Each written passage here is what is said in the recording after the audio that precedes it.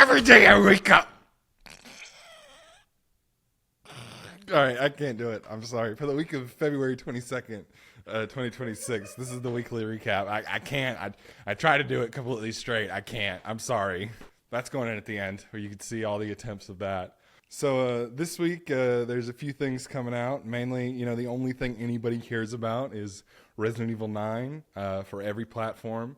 You can finally play it. You can finally see what Leon's doing, if he fucking dies or not. There's rumors. Or, well, more likely speculation rather than rumors. But, if Leon dies, you'll never hear the end of it. Nobody's ever hearing the end of it. And then they're also putting out RE7 and RE8 for this Nintendo Switch 2. I'll be amazed if it runs. Quite genuinely, I'll be amazed if it runs. Outside of that, we're getting a few more re-releases on the Nintendo Switch 2. Like Fallout 4 Anniversary Edition.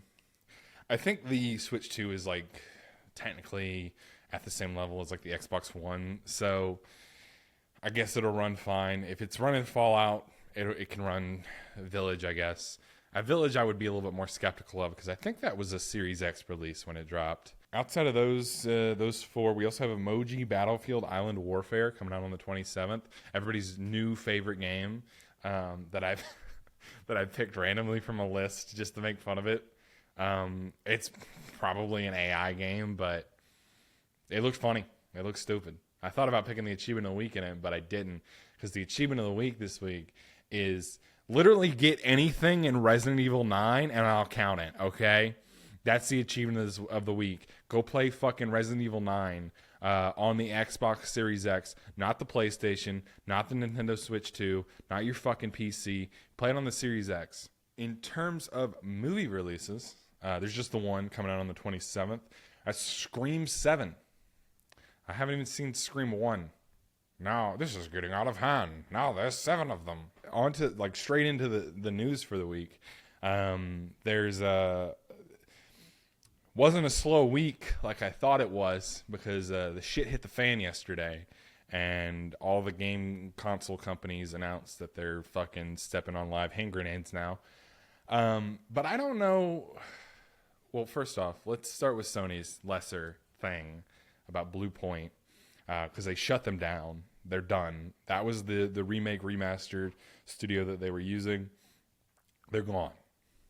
Because Sony had them assigned to work on a live service God of War game, and they got upset that it was a dog shit game because it's a God of War live service, and they shut Blue Point down because of it. Blue Point, you might remember, is the same company responsible for the Uncharted remasters, the Demon's Souls remakes. Basically, every remake that Sony has been releasing every 2 years for the last 10, remake and remaster, because that's their business now, is they do remakes and remasters, came from Blue Point, and they shut them down, even though that's all Sony does is remasters. So I'm a little upset about that, all of that, really, because what the fuck were you thinking? They also... This came right off the back of them releasing the worst reviewed God of War game ever during the State of Play. The Sons of Sparta thing, it tanked. Nobody wanted that. And I think it's full fucking price too, but it's clearly a $20 game. It's a side scroller, 8-bit game. I don't know if 8-bit, 16-bit probably. It's pixel art. It's pixel shit. They released that. Then they advertised a co-op that you can't even play until you beat the game. So, I don't know what the fuck they're doing. Because I don't think they do either. But as usual, when Sony steps on or shoots themselves in the foot, Microsoft steps on a landmine. Potentially.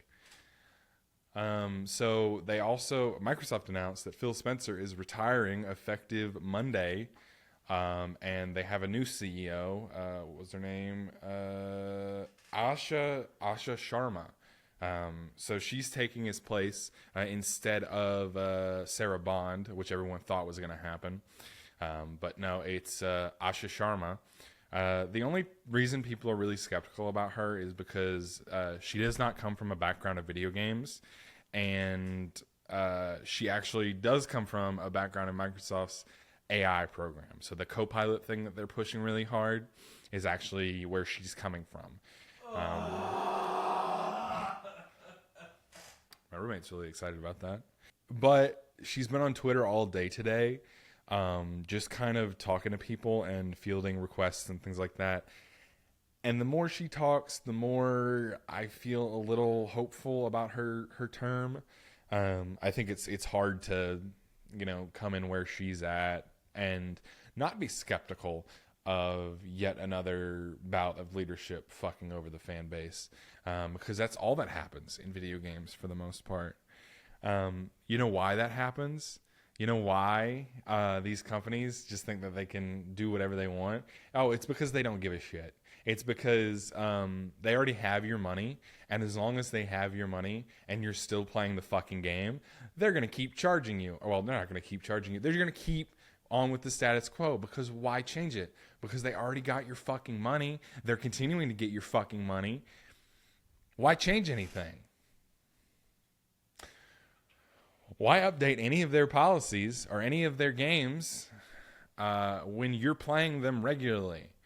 And the only thing you're doing is complaining online about those games, but you're still playing them. You're still giving them the time of day to play those fucking games. You're still giving them money. You're still playing them with your friends. Even if you're not spending money on the game, you playing with your friends is encouraging them to spend money on the game. On microtransactions and fucking battle passes and shit like that. Because they don't have to change. They're never going to change because they don't have to. Because you're already giving them all the funding they need. And then with games that are actually fucking good, from actually reputable companies, you're not giving them the time of day or the money because they don't, quite frankly, they don't have the monetization thing like the other games do. But they see games like GTA and fucking Fortnite and Helldivers making all this fucking money. And they're like, wow, why isn't our single player game doing that? Because it's a single-player game. It's not going to be a continued cash cow. It's a fucking single-player game. Support your local indie devs. If they ever fucking stop making roguelites. Oh, the last bit of news that we have for the week is that the Rooster Teeth founder, Bernie Burns, accidentally pushed live some store items that he didn't mean to. Such as a Red vs. Blue 10 Years box set and a few other miscellaneous Blu-rays for Red vs. Blue. He claims that he didn't mean to do that, but now he's got a ton of orders for those items. So, fuck. He's got to figure out a way to fulfill those or refund them. I think he wants to try to fulfill them at the end of the day, but they are priced a little high. So... in terms of videos that came out this week, we have, on Monday, we had an episode of, it was an episode of the throwback videos, and it was Pimp My Ride for the Xbox 360, which you guys voted for. You can vote again in the poll. It's actually going to be ending right as this video comes out, but you can vote in tomorrow's poll, which should be coming out tomorrow at noon, and there you can decide what games we play. Well, I play, I guess. Outside of that, we also had a Halo Wars video come out, which was kind of underrated, but I enjoyed making it, and I think, the first 15 minutes are really good at least. You mentioned something with Microsoft and Sony. We didn't mention anything with Nintendo. Nintendo is just a losing battle. They're just idiots. They're never going to succeed. I mean, you're right, but also there was some news that was dropped that's like complete fucking bullshit. Oh, is it the Pokemon thing? Yes, it's the. Oh yeah. Yeah, please the talk about that. $20. Is it Pokemon Red? It's Fire Red and Leaf Green.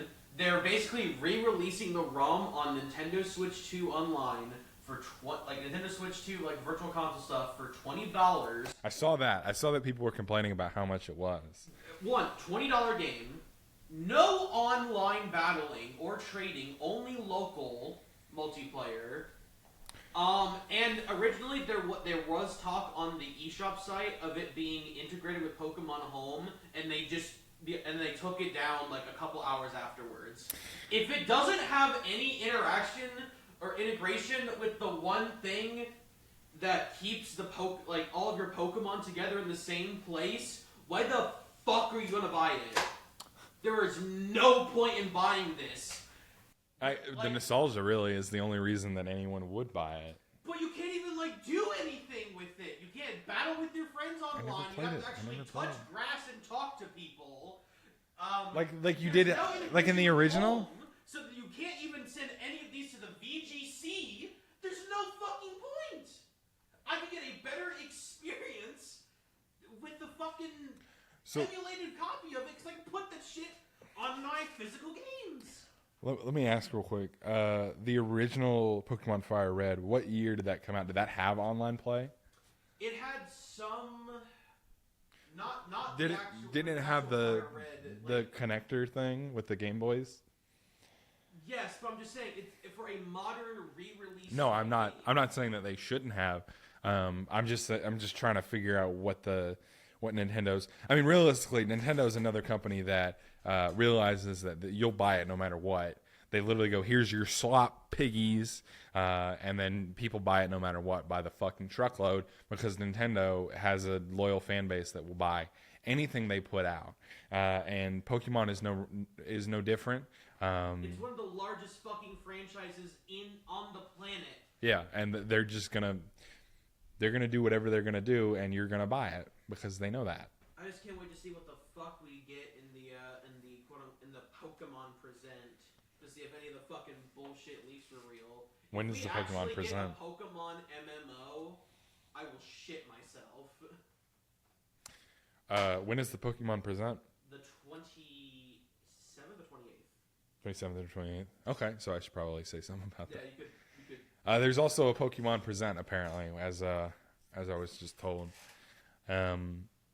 So I guess be on lookout for that. But at the end of the day, they're going to do whatever they're going to do because they know you're going to buy it. And that's Nintendo's philosophy, is you're going to buy it no matter what, so fuck you.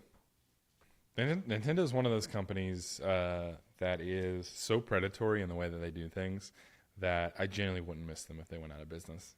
You know what I could do instead of paying $20 to play Pokemon on the Switch 2, where I already paid $500 to get the Switch 2 and be able to only play games that I've been able to play on my Xbox for like 10 years now. I could just use my Xbox to emulate those games by accessing the developer mode and just emulating those games and playing whatever I want. I mean, I'm not going to because I don't care about Nintendo, but, you know, as you can see, there's a sparse lack of Nintendo content on this channel. There's a reason for that. I don't care about Nintendo. Oh, there was one more piece of news that I almost neglected to mention. It was that Nier Automata had their, 9-year anniversary stream recently. And in it, at the end of the stream, they announced that the Nier Automata story was to be continued. But they did not say in what form that would take, just that it would be continued, and then we would see it. I'm assuming that means a new game. I'd be willing to bet. So for you Nier Automata fans, there you go. I don't play those games. I'm not a weeb. Every day I wake up.